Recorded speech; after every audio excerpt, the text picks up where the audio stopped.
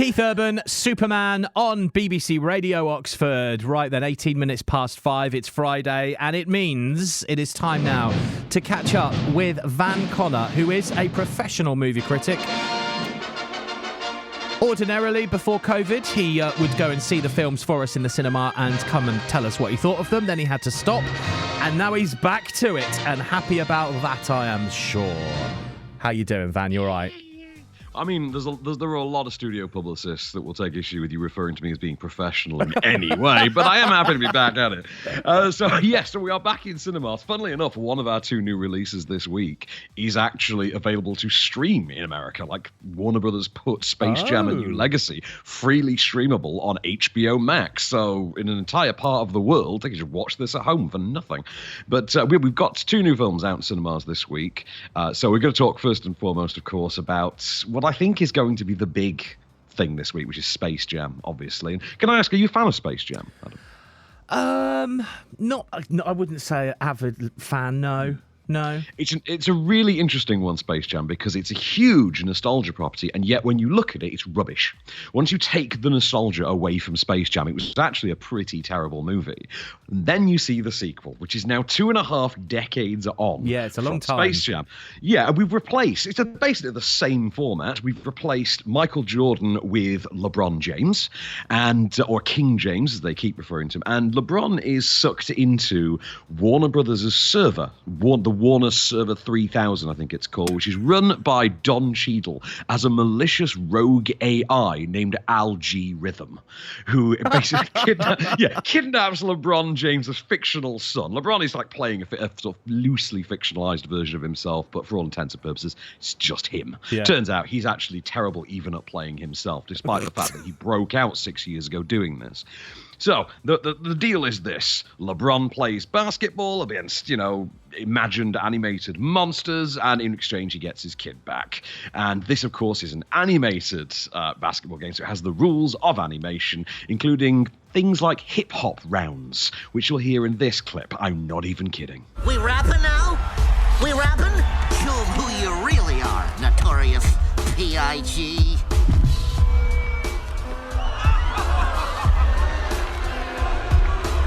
Oh boy, here goes nothing. What up? It's Porky Pig. They call me P-double-L-G. Step to me, he don't want no trouble.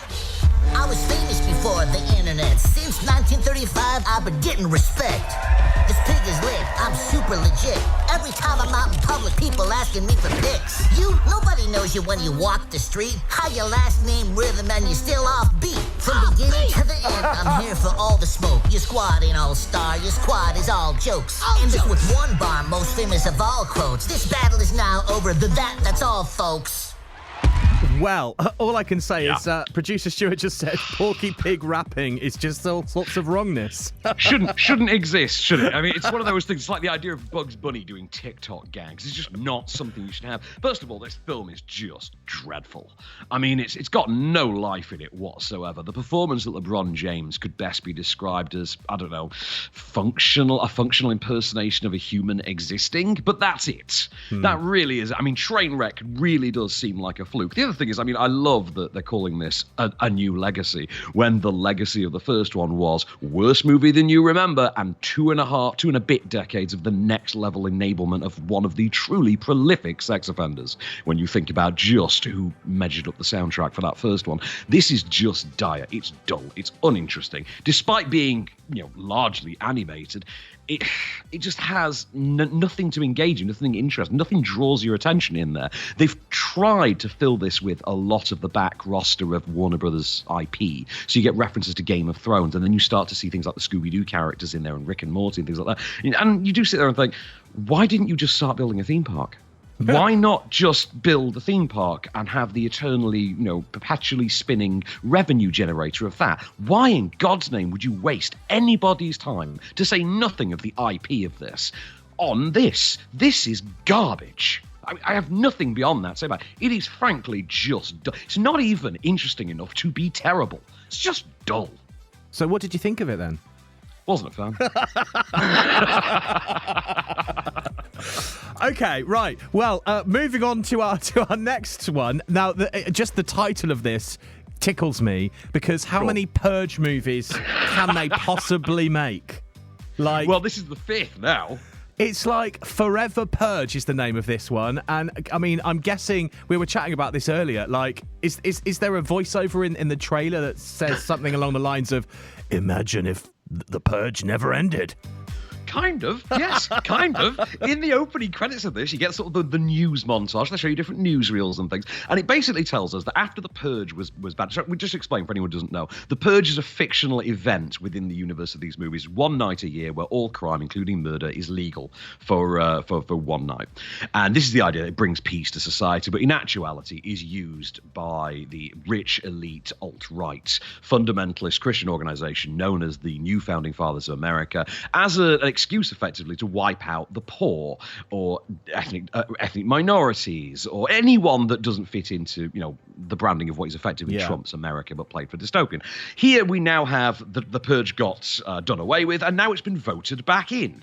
There's a whole bunch of mythology about it, but they really only needed to say, look, they voted it back in. That's ultimately it. And now you have the Forever Purge, which is a new subsect of, I want to say, alt-right extremists who have basically decided, you know what, we're just not going to stop purging now. Purge has happened, we're just going to keep going.